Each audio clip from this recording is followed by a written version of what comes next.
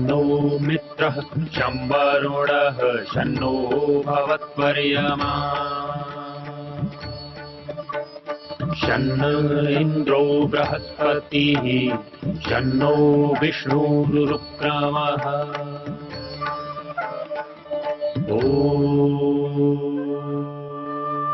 शान्ति शान्ति शान्तिः।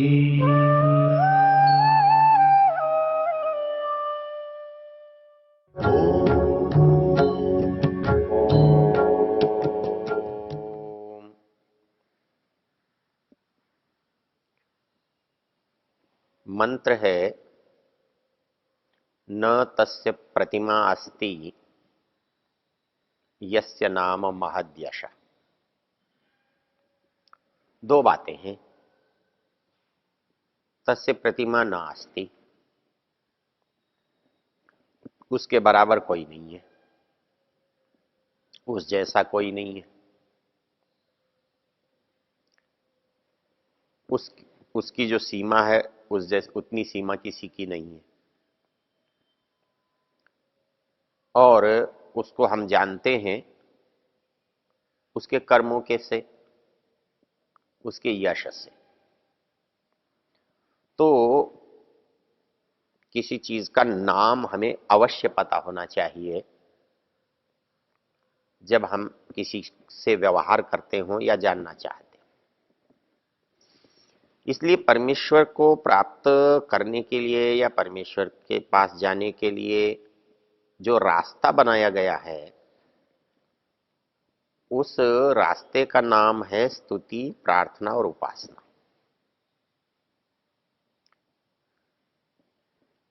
इसको समझने के लिए आप ऐसे समझ सकते हैं, जो हमारा वेद है, वेद के 4 भाग हैं, उसके 4 विषय हैं।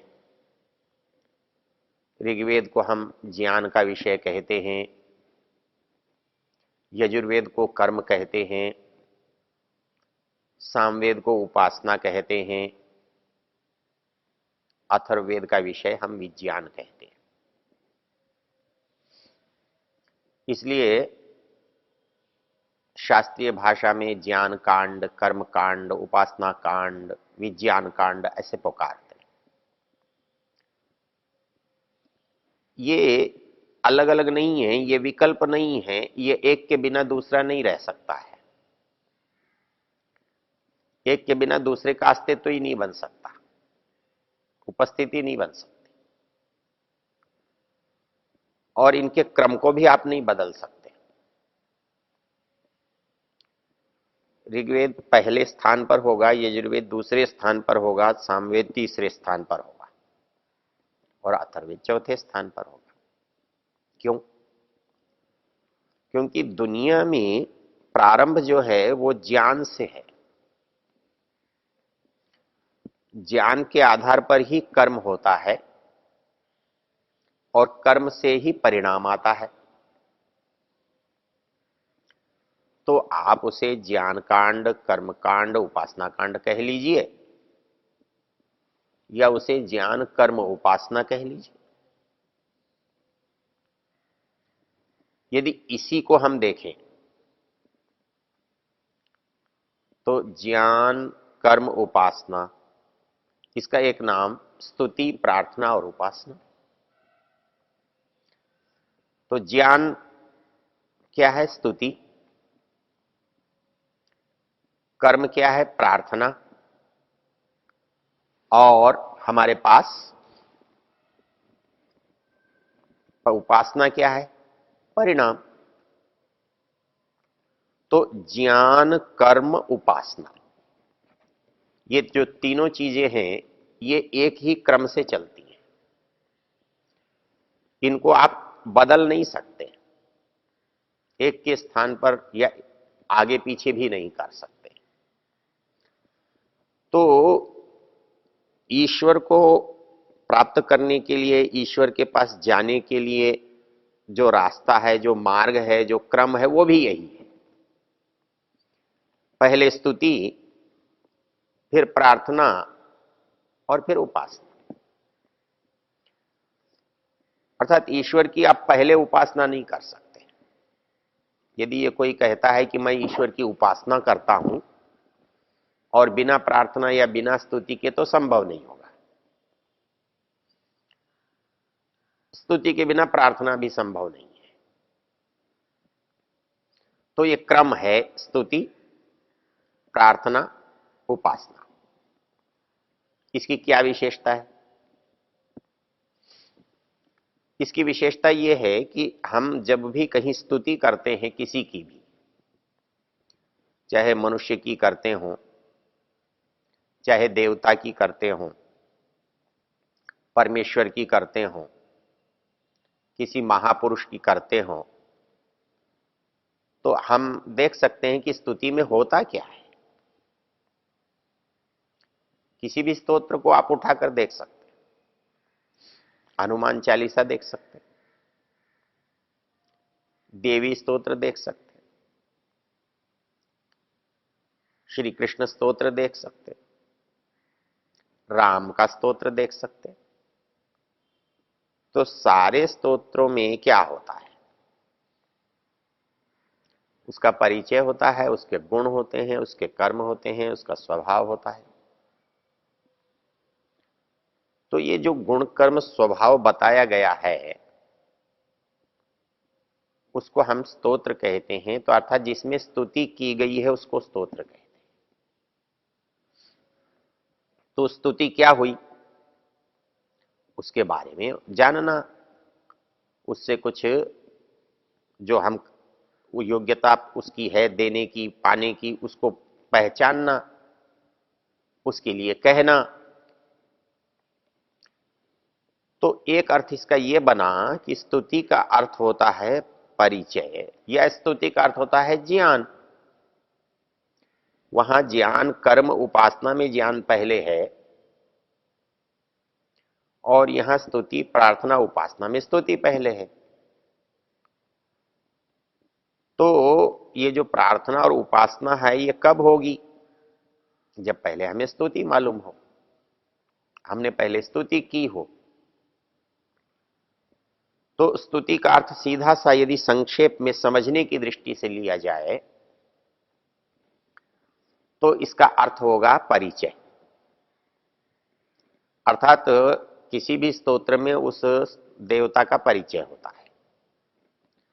वो श्री कृष्ण का हो, वो रामचंद्र जी का हो, हनुमान जी का हो, जिस किसी का भी हो, गणेश जी का हो, उस स्तोत्र में हम देखेंगे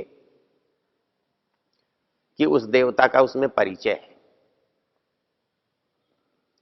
तो जब हम ईश्वर की स्तुति करेंगे तो उसका अर्थ होगा हमें ईश्वर का परिचय। यहां एक छोटा सा तथ्य ध्यान में रखने की बात है, और वो छोटा सा तथ्य है, स्तुति का अर्थ परिचय होता है, तो परिचय कहां तक सीमित है? परिचय कौन से शब्द हैं जो परिचय देते हैं, परिचय कराते हैं? बहुत सामान्य चीज है।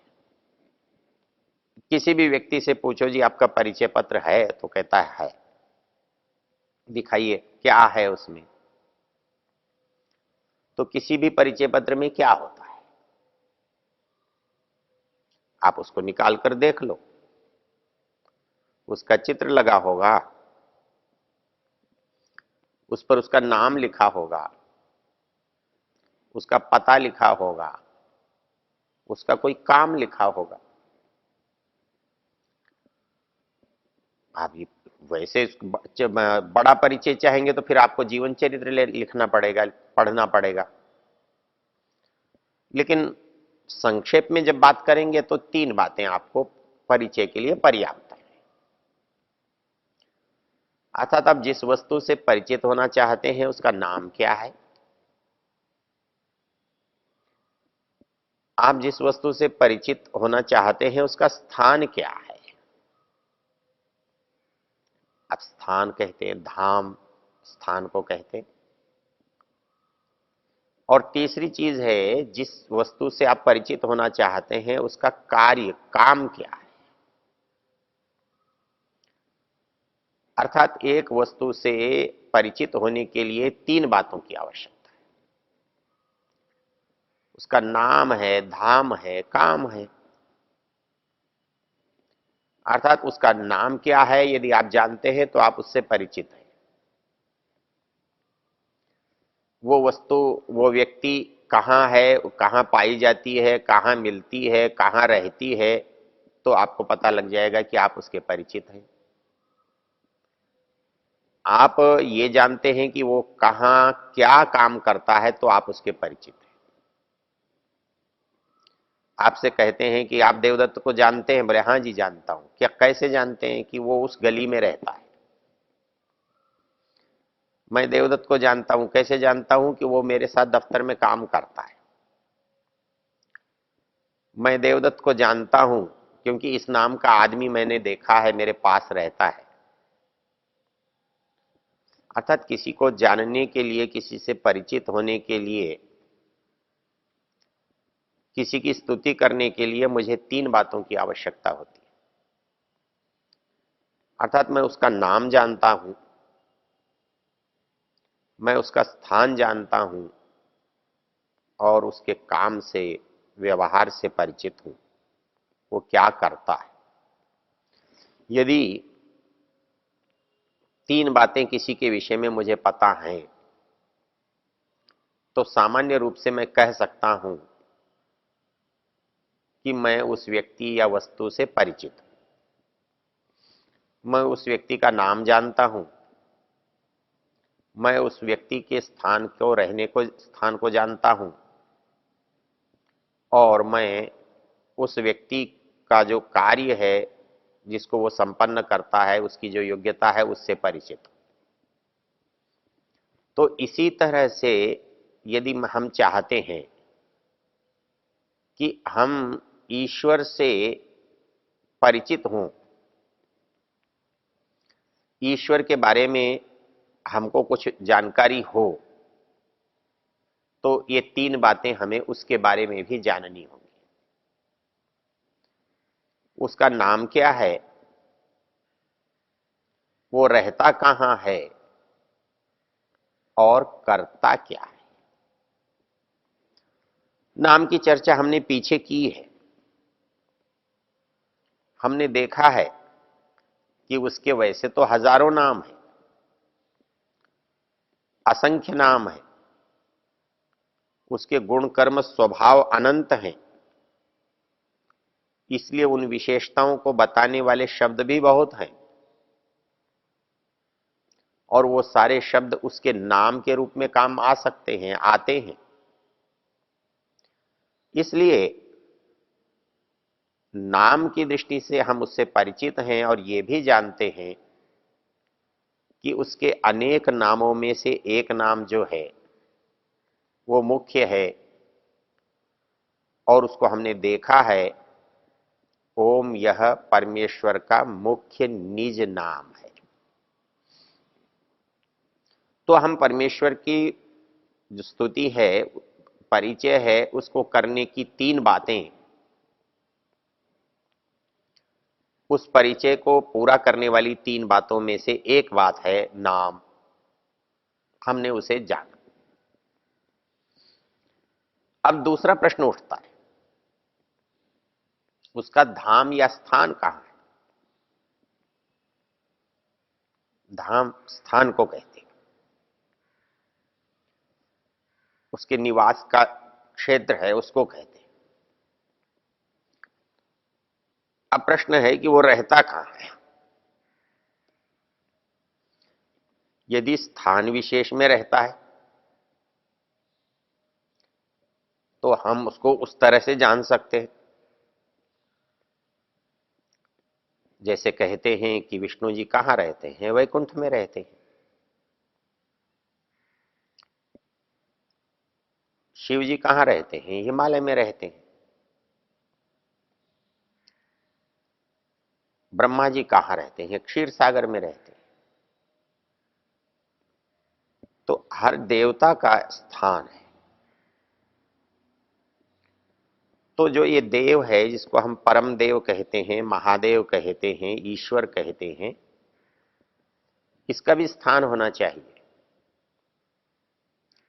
तो हमें कैसे पता लगेगा उसका स्थान?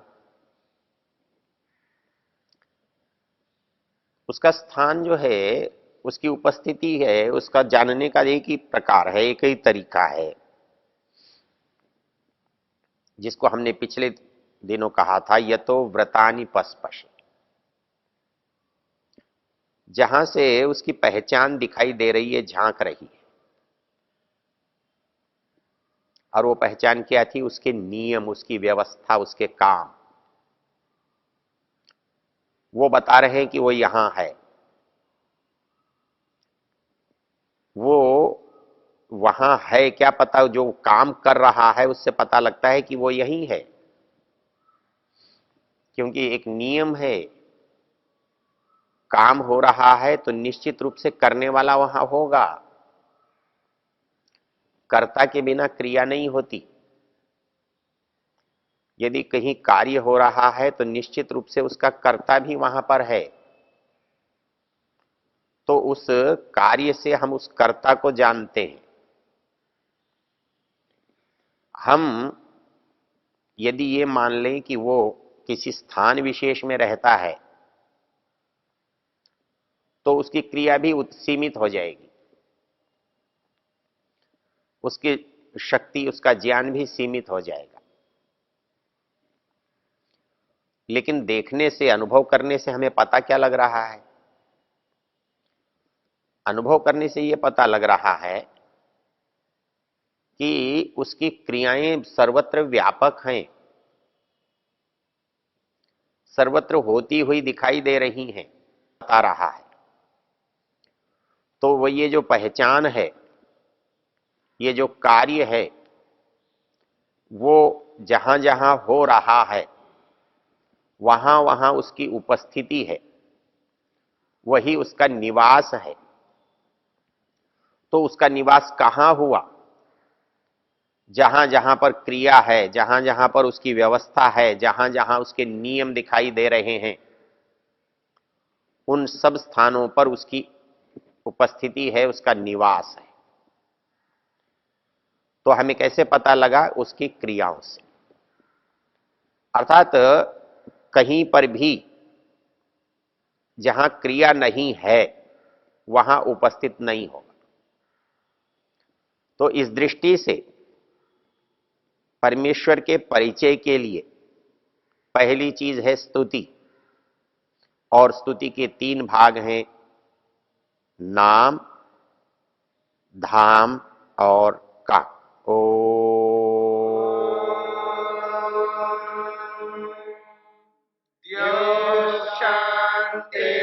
शांतिरंतरिक्षं शांतिर्पृथिवी शांतिरापः शांतिरोषधयः शांतिः वनस्पतयः शांतिर्विश्वे देवा शांतिर्ब्रह्म शांति सर्वं शांति शांतिरेव शांति क्षमा शांतिरेधि। ओम शांति शांति शांति।